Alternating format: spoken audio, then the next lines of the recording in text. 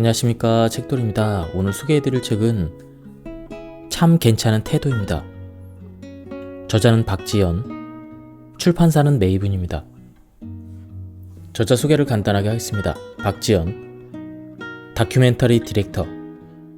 2007년 KBS 다큐멘터리 3일에 VJ로 출발해 현재 TVN의 유퀴즈 온더블럭의 다큐멘터리 디렉터로 일해오고 있다. 그럼 바로 본문을 보도록 하겠습니다. 힘들지 않으세요? 다큐멘터리 3일의 VJ로 일하면서 가장 많이 들었던 말입니다.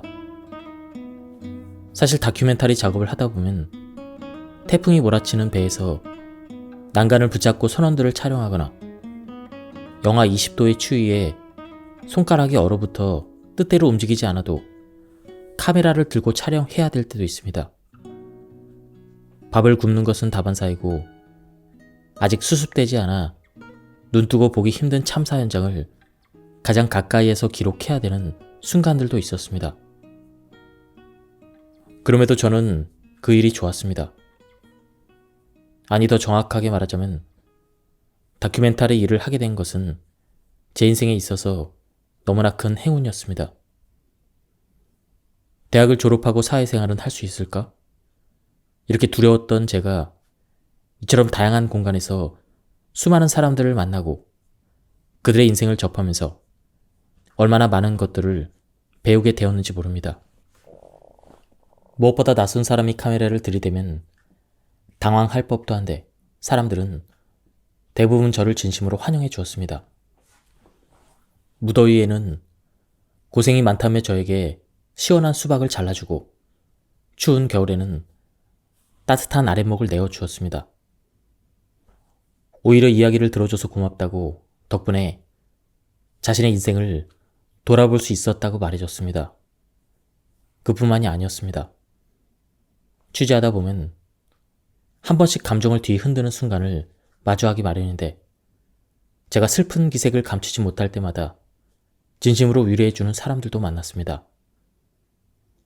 그처럼 아무것도 바라지 않고 기꺼이 마음을 내어준 다정한 사람들 덕분에 세상이 조금은 따뜻하게 느껴졌습니다.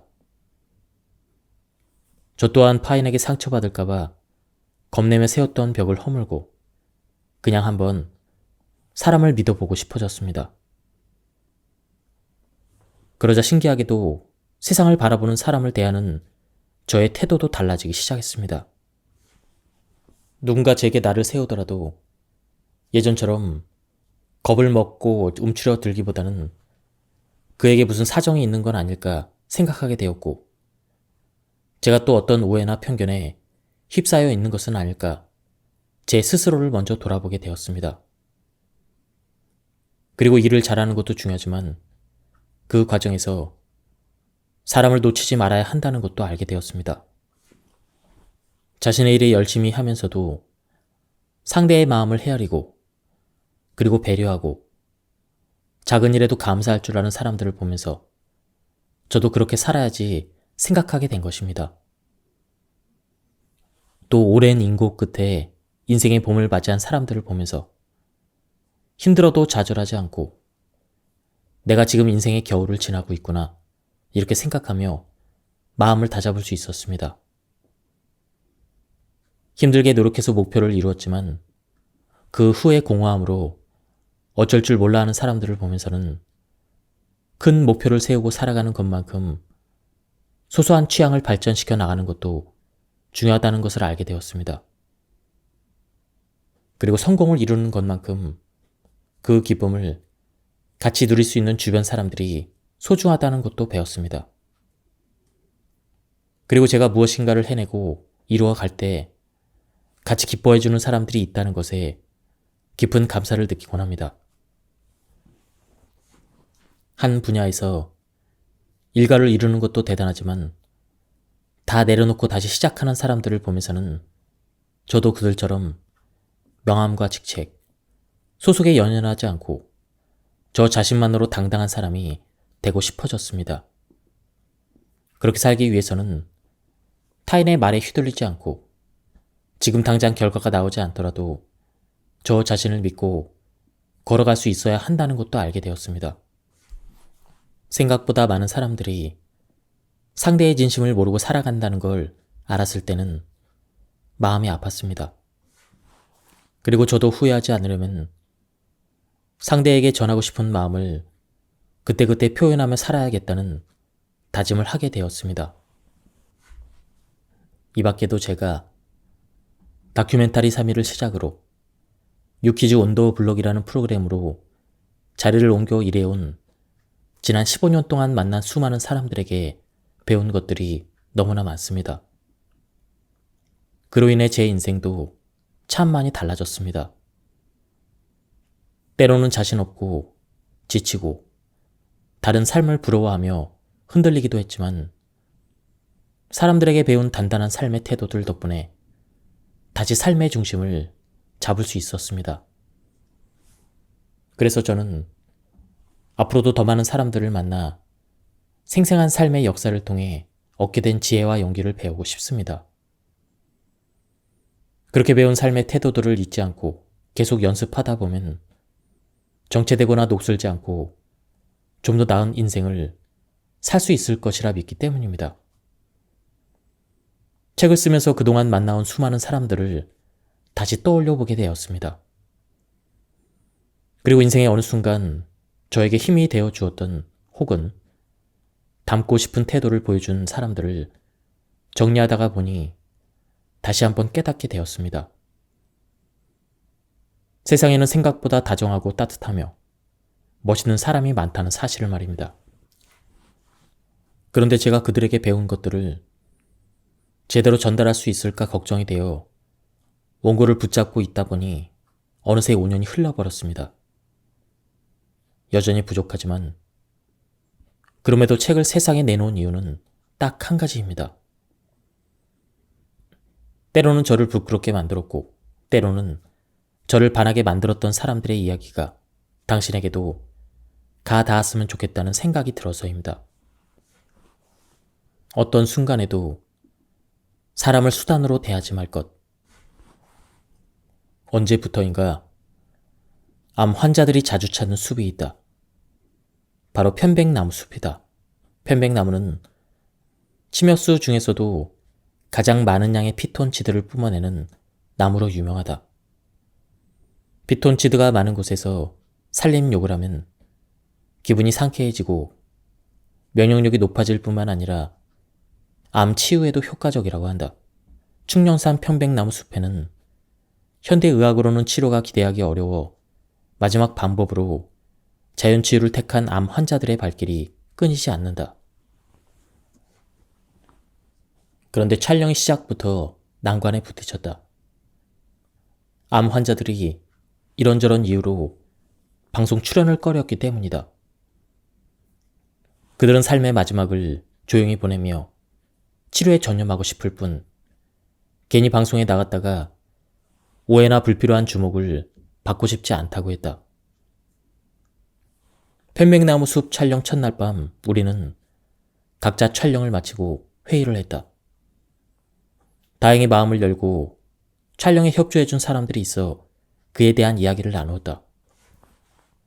그런데 충령산에서도 인적이 드문 깊은 숲속에 들어가 생활하고 있는 암 환자들을 만나 보겠다던 담당 PD와 VJ는 딱 한 사람만 간신히 인터뷰를 하고 돌아왔다고 했다. 보통 VJ 한 명당 하루에 서너 명은 만나야 프로그램이 안정적으로 구성될 수 있는데 분량의 차질이 생긴 것이다. 그런데 담당 PD는 별로 불안해하지 않는 것 같았다. 심지어 내가 섭외한 사람들 이야기를 했더니 이렇게 말했다. 지연아, 그분들 예쁜 모습 많이 찍어줘. 그들에게 어떤 사연이 있는지, 어떤 이야기를 방송에 담을 생각인지를 묻는 게 아니라 그들의 지금 이 순간을 예쁘게 담으라니 도대체 무슨 생각인지 알 수 없었다. 다음날 아침 촬영을 가는 길이었다. 담당 PD가 전날 같이 움직였던 VJ에게 어제 갔던 그 숲으로 다시 가자고 했다. 나는 당연히 어제 만난 암 환자 말고 다른 사람들을 설득하러 가나 보다 그렇게 생각했다. 그런데 PD가 의외의 말을 꺼냈다. 어제 촬영팀이 예고도 없이 찾아간 터라 혹시 그들의 마음을 불편하게 한 건 아닌지 마음이 쓰여서 안 되겠다는 것이다.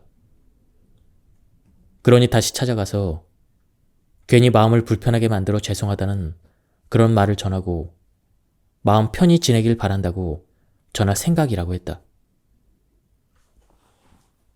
나의 일이 중요한 만큼 내가 만나는 사람의 인생도 중요하다. 특히나 다른 이의 생을 기록하고 그 의미를 찾아야 하는 우리에게는 사람만큼 중요한 것도 없다. 그런데 어쩌면 나는 언제부터인가 사람을 방송 아이템으로만 대해온 건 아닐까. 프로그램을 잘 찍는 것도 중요하지만 출연자들에게 방송이 어떤 의미로 남을지, 촬영 때문에 불편한 건 없는지 먼저 살폈어야 했다. 그 어떤 순간에도 사람을 수단으로 대해서는 안 되기 때문이다. 내가 섭외한 사람들만 해도 그렇다. 말기암 환자들에게는 내가 촬영한 모습이 마지막 기록이 될 수 있다는 생각에 PD는 최대한 예쁘게 찍는 걸 우선으로 하라고 말한 것이다. 다행히 아직 촬영이 남아있었고 나는 PD의 말대로 촬영을 허락해준 암 환자와 남편의 자연스러운 일상 속에서 새어나오는 예쁜 모습을 많이 찍을 수가 있었다. 방송이 나가고 그러고 나서 시청자들로부터 암 환자를 응원하는 글들이 쏟아졌다. 그때 나는 배웠다.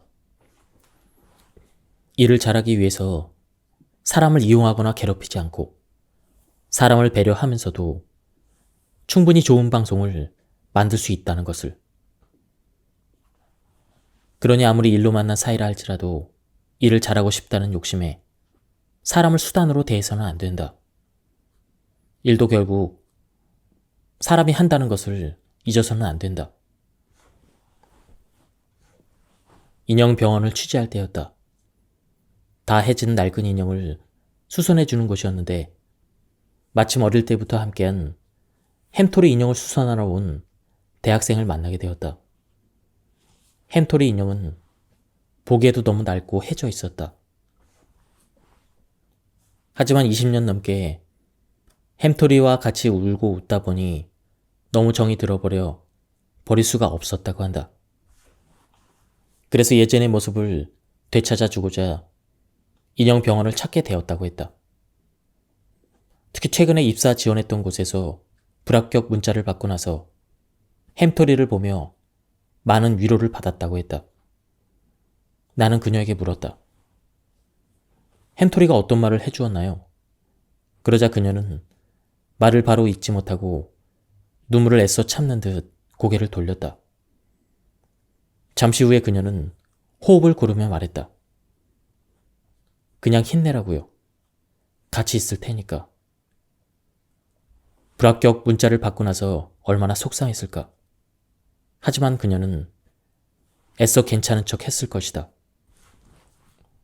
주위 사람들에게 걱정 끼치고 싶지 않아서일 수도 있고 그까지 실패해 마음이 무너져 내릴 정도로 약한 자신을 들키기 싫어서일 수도 있다. 하지만 실은 괜찮지 않았던 것이다. 많이 속상했을 텐데 힘내라는 말을 누군가 해주기를 바랬던 것이다. 우리는 늘 남의 시선이나 감정, 생각에 온 감각을 곤두세우고 살아간다. 남들에게 인정받고 싶고 사랑받고 싶기 때문이다.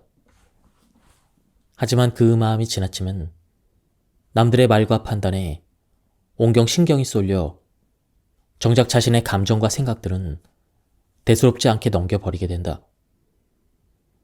남들에게는 좋은 사람일지 몰라도 정작 내 마음을 돌보는 데는 인색한 사람이 되어버리는 것이다. 왜 남들에게는 잘하고 있어, 힘내라는 말을 잘하면서도 정작 나 자신에게는 그 말을 못해주는 것일까? 우리는 하루하루 살아가려 고군분투하면서도 끊임없이 스스로를 몰아세우기 바쁘다. 늘 부족하게 느껴지고 채워 나가야 하는 것은 많은데 아직도 그대로인 게 못마땅하고 작은 실수 하나에도 며칠을 자책하게 된다. 어쩌면 나를 가장 힘들게 하는 사람은 바로 나일 수도 있다. 그렇게 나 자신을 몰아세우며 꾹꾹 눌러 담은 감정들과 상처가 골마 터져 나오는 게 바로 울컥하며 쏟아지는 눈물이 아닐까. 내 안에 어린아이가 울고 있다면 달래줘야 한다. 남들에게 좋은 사람이 되려고 애쓰기 전에 나 자신에게 먼저 좋은 사람이 되어야 하는 것이다. 지금 남들에게 가장 듣고 싶은 말을 나 자신에게 해주는 것도 방법이다. 잘하고 있다고. 어떻게든 잘 될 테니까 걱정하지 말라고 스스로에게 말해주는 것이다. 낯선 이에게 받은 잊지 못할 위로. 방송 섭외가 어려운 대상 중 하나가 암 환자와 그의 가족들이다. 장성 편백나무 숲으로 취재를 갔을 때도 그러했다. 말기암 환자들이 그 숲을 자주 찾는다고 했지만 그날따라 사람이 보이지 않았다. 1시간 정도 정처 없이 숲을 돌아다니고 있을 때였다. 저 길끝 나무 사이로 한 부부가 눈에 들어왔다. 섭외가 될지보다는 일단 사람을 만났다는 사실에 나는 안도감이 들었다. 그들이 무슨 촬영이라고 물었고 나는 조심스럽게 다큐 3일이라는 방송 프로그램을 촬영하고 있다고 말했다. 섭외가 어려울 수도 있다고 생각했다. 그런데 의외로 남편 되는 사람이 흔쾌히 촬영하고 싶다고 말했다. 조건은 딱 하나. 아내에게 최대한 많은 질문을 해달라고 했다. 그의 아내는 대장암 3기 판정을 받고 암이 간까지 전이가 된 상황이었다.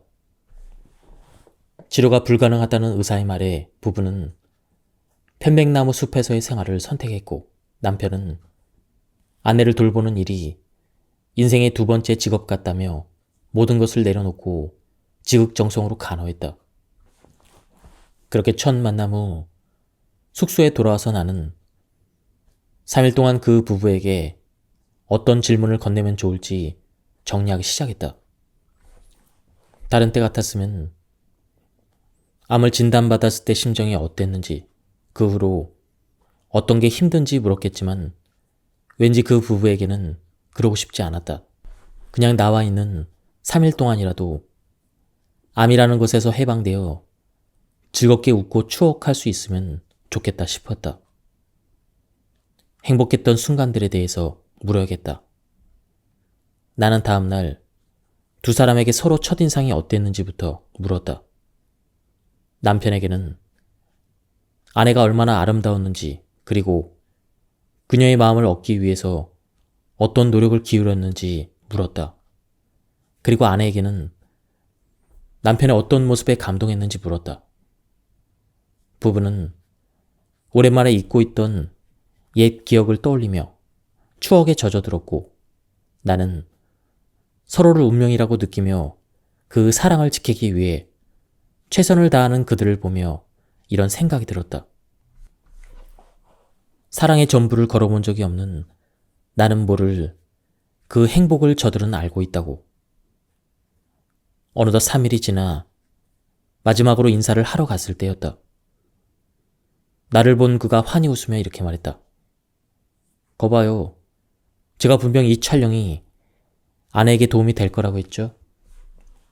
아내가 암 판정 후 처음으로 어제 미용실에 가서 머리를 손질했어요. 그리고 서점에 가서 웃으며 사는 법이라는 책도 한 권 샀다고요. 그의 말을 들으면서도 나는 믿기지 않았다.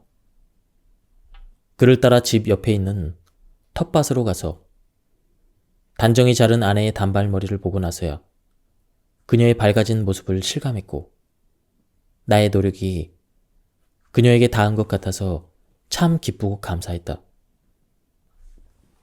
그 후 2주가 지나 소록도에서 한센병 환자들을 취재하고 있을 때였다. 무심히 전화를 받았는데 집에서 걸려온 거였다.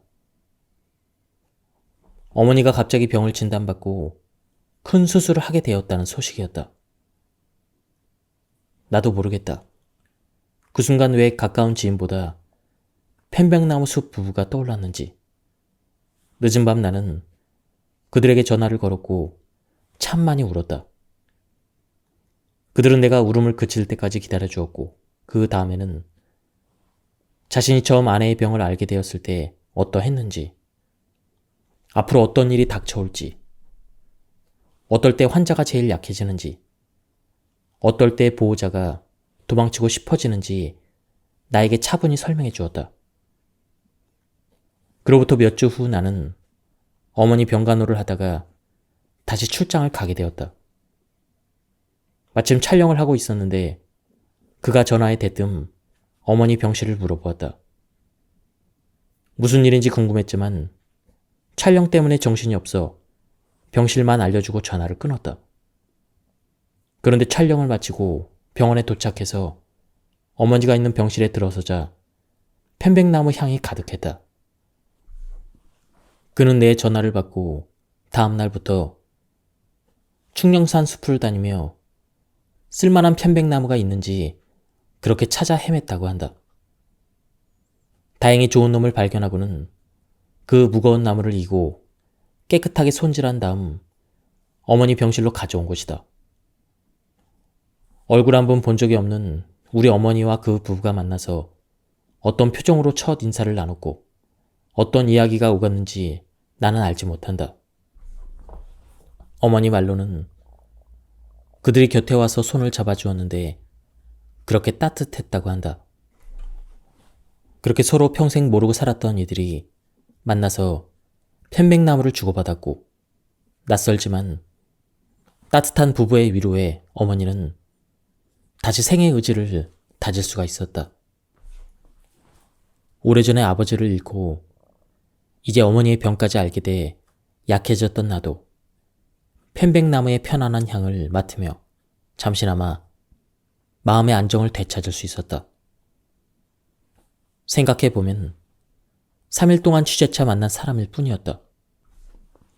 그런데 그 부부는 늦은 밤 내 전화를 불쾌해 하기는커녕 나를 위로해 주었고 그것도 모자라 서울까지 와서 어머니 병문안을 하고 갔다. 이 고마움을 나는 갚을 수 있을까? 정말 감사하다고 꼭 한번 내려가겠다고 했더니 부부는 연신 괜찮다고만 했다. 덕분에 아내가 활기를 찾았으니 고마운 건 오히려 자신들이라면서 살면서 낯선 타인에게 이렇게 깊은 위로를 받게 될 줄 미처 몰랐다. 나도 누군가에게 그런 위로가 될 수 있을까? 2012년 마을 공동체 사업으로 함께 떡을 팔고 있는 양양 송천 떡마을을 취재했을 때의 일이다. 그곳에서는 새벽마다 15명의 마을 주민들이 모여 같이 떡을 만들었다. 마을이 산골에 위치한 까닭에 논밭이 적어 농사만으로 삶을 영위하기 힘들었던 동네에서 먹고 살 길이 막막했던 사람들이 하나둘 떡을 빚어 팔기 시작했고 그 일이 지금까지 이어져 마을의 주요한 수입원이 되었다. 떡을 팔아 생긴 매출 중 90%는 15명이 똑같이 나눠 갖고 10%는 떡을 만들지 않는 마을 사람들에게 골고루 나눠줬다. 떡을 만들지 않는 주민들도 떡을 만드는 아주머니들 덕에 돈을 벌 수 있는 셈이다. 떡 빚는 손이 야무져 보였던 한 사람의 퇴근길을 따라가 보았다. 밤새 떡을 만들어 피곤했을 텐데도 그녀는 바로 아침 준비를 했다. 그동안 그녀의 어머니는 구부러진 허리를 하고서도 부지런히 밭을 돌보았다. 잠시 후 70이 다 되어가는 딸과 90이 넘는 어머니의 단촐한 아침 식사가 시작되었다. 아버지는 딸이 어릴 적에 이북으로 건너갔고 21살에 혼자가 된 어머니는 남을 판 돈으로 딸을 먹여 살려야만 했다.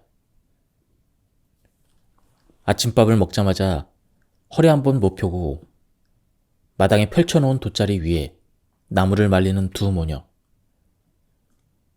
그러다 잠시 쉬는 시간, 어머니의 주름진 얼굴을 한참 바라보던 딸이 가슴 깊이 숨겨놓았던 속내를 털어놓았다. 어렸을 때 어머니가 날 두고 도망갈까봐 그렇게 어머니 꽁무니를 쫓아다녔죠. 마을 할머니들이 저까짓 거 뭐하러 데리고 사냐 계속 그랬거든요. 어머니께서 많이 고우셨죠? 예, 많이 예쁘셨어요. 내가 국민학교 다닐 때 운동회를 했는데 우리 어머니가 남색 치마에 연분홍 저고리를 입고 와서 얼마나 기분이 좋았던지. 난 우리 어머니가 맨날 일만 하는 사람인 줄 알았거든요. 그러다 어머니가 시집 간다고 했을 때 내가 얼마나 울었는지 몰라요. 지금도 그 생각만 하면 눈물이 비오듯 해요. 어머니가 날 버리고 가면 나는 어찌 살까 싶었거든요. 결국 나 때문에 시집을 못 갔어요. 그런데 이제 와서 생각을 해보니까 어머니 청춘을 내가 다 뺏은 것 같아요. 저렇게 허리가 구부러진 할머니가 되도록 효도도 잘 못하고 이제는 일 좀 쉬엄쉬엄 하라고 해도 또 저렇게 일을 하고 계시죠. 딸의 마음을 아는지 어머니는 먼 곳을 보며 상념에 잠겨 있었다. 어머니는 그때 어떤 순간을 떠올리고 있었을까?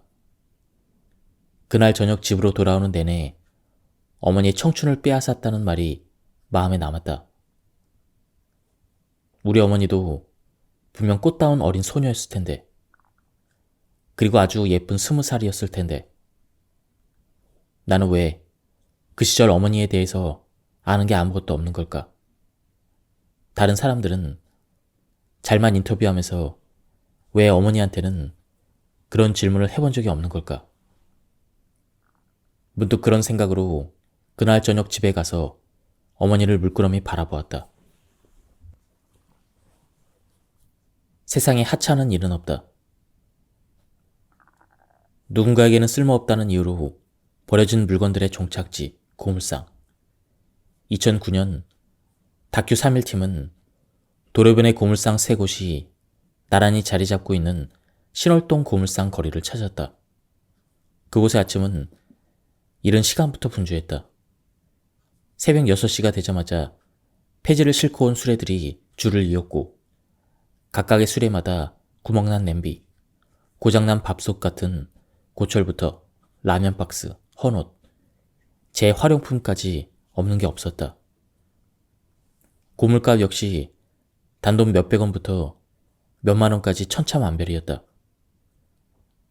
사람들은 모아온 물건들을 고철과 폐지, 우리 등으로 각각 분류한 뒤에 자신의 차례가 오면 물건을 저울에 달았다. 몸무게가 40kg도 안 돼 보이는 할머니가 손수레에 폐지를 가득 싣고 와서 받은 돈은 4,400원. 할머니는 그 돈으로 하루 먹거리를 살 것이라고 했다. 마트에서 쓰레기를 치워주고 받은 폐지를 팔러 온 할아버지는 24,000원을 받고는 막걸리를 24병이나 살 수 있다며 무척 좋아했다. 이것도 안 하면 어디 가서 막걸리 한 병 사달라고 아쉬운 소리를 해야 되는데 이렇게 내 손으로 술 사 먹을 돈을 벌 수 있는 게 어디냐고 했다. 고물상을 방문하는 사람들이 모두 인터뷰에 호의적인 것은 아니었다. 그 중에는 인터뷰를 꺼리는 이들도 있었다. 고물을 주우러 하루의 동네를 몇 바퀴씩 돌면서 그때 생긴 몸의 고단함과 고물 수집이 지저분하고 힘든 일이라는 세상의 편견에서 비롯된 마음의 고단함이 그들의 마음을 닫아버린 것이다. 그들은 카메라를 부담스러워하며 피해 다니거나 손사래를 쳤다. 점심시간이 돼서 다른 사람들은 먼저 식사를 하러 가고 나 혼자 남아있을 때였다. 작은 체구의 할머니가 폐지를 가득 실은 유모차를 끌고 고물상 안으로 들어오는가 싶더니 문 앞에서 힘없이 쪼그리고 앉았다. 할머니는 하루 종일 아무것도 먹지 못하고 설탕물만 간신히 먹고 여기까지 왔다고 했다. 그렇게 폐지를 팔고 받은 돈은 2,500원. 고물상 사장이 요구르트를 건네자 목이 말랐는지 할머니는 그 자리에 앉아 바로 요구르트를 들이켰다. 그때였다. 손에 힘이 없는 탓일까? 할머니가 500원짜리 동전을 땅에 떨어뜨리고 말았다. 그리고는 동전이 바로 눈앞에 있는데도 그걸 못 찾아서 한참 동안이나 손으로 땅을 더듬었다. 1분쯤 지났을까?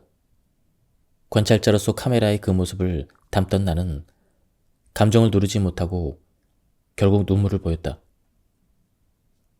땅을 더듬는 할머니의 손을 보며 500원이 얼마나 소중한지 느꼈기 때문이다. 경기가 어려운 탓에 고물값마저 떨어져 찾아오는 손님들에게 대가를 넉넉히 챙겨주지 못하는 것이 안타깝다는 한 고물상 사장님은 이렇게 말했다. 옛날에는 돈을 어느 정도 챙겨드릴 수가 있어서 마음이 뿌듯했는데 가격이 너무 떨어졌어요. 그래서 먼저 미안합니다. 하고 돈을 드리죠. 쓸모가 없어져서 내다버린 물건을 사람들은 흔히 쓰레기라고 한다. 하지만 쓸모없는 것들을 주어서 그것으로 생계를 유지하는 사람들에게는 그것은 결코 쓰레기가 아니다. 부지런히 모은 만큼 무게는 더 나가기 마련이고 그만큼 하루벌이도 늘어난다. 이보다 더 정직한 밥벌이가 또 있을까? 그러나 고물을 주우러 다니는 일을 한다는 이유로 사람들은 곱지 않은 시선을 보내기도 한다. 고물을 팔아 가족의 생계를 책임지고 있는 한 젊은 여성은 어느 식당에 갔는데 아무도 주문을 받으러 오지 않았더라고 한다. 노숙자인 줄 알고 그랬던 것 같다며 참았던 눈물을 보였다. 하지만 쓰레기를 만지는 자신을 보고 사람들이 쳐다보며 수군거려도 부지런히 일해서 그걸로 먹고 살기에 떳떳하다고 했다. 마찬가지로 청각장애와 언어장애가 있는 두 아들 대신 돈을 벌어야 하는 71세 할머니한테 폐지를 줍는 일은 허리가 꼬부라지고 배운 게 없어도 할 수 있는 일이다. 78kg 나가는 수레를 끌 수 있고 부지런하다면 충분히 할 수 있는 일이었다. 남한테 손 안 벌리고 아쉬운 소리 안 하고 내가 먹고 살 수 있을 정도만 벌 수 있으면 더 바랄 게 없다는 사람들의 말을 들으며 이런 생각이 들었다. 누군가에겐 쓸모없어 버린 쓰레기가 이들에겐 귀하게 보이는 것처럼 고물을 줍는 일도 누군가의 생을 가능하게 하는 빛나는 일이라고. 그리고 보면 세상에 하찮은 일은 없다.